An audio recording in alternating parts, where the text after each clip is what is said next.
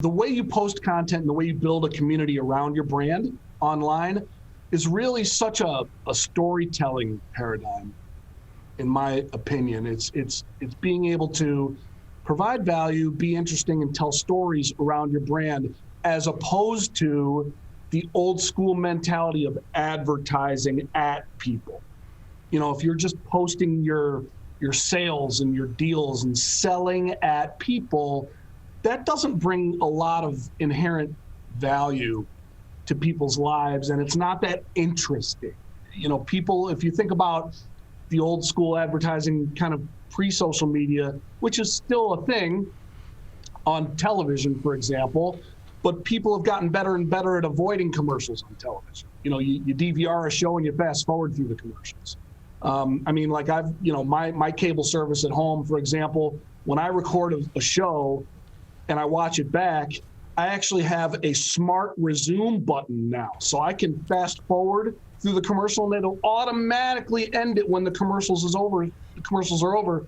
So I can start watching my show again. Like, they've given me tools to avoid commercials. People don't want to watch commercials. So if you go into a social platform, which is supposed to be social, and take a non-social tact of just blasting commercials at people, you're not going to build a community around your brand. And that's really what you want to do, is have some, first of all, it's not fun to not have a community. It's much more fun to have people engaged that are commenting, that have an affinity towards your brand and enjoy your brand. And there's ways to do that, but you got to think out of the box a little bit. A lot of business owners don't quite get that. And that's kind of where I come in. I mean, I think my strength as a digital marketer, and it's funny, I just had this conversation with another digital marketing business owner the other day, where my strength personally is as a storyteller. I'm really good at kind of digesting what someone's brand is, what their community is, what they want to be, and being able to come up with interesting content that is fresh, to your point earlier, and is ongoing in terms of telling stories around their brand.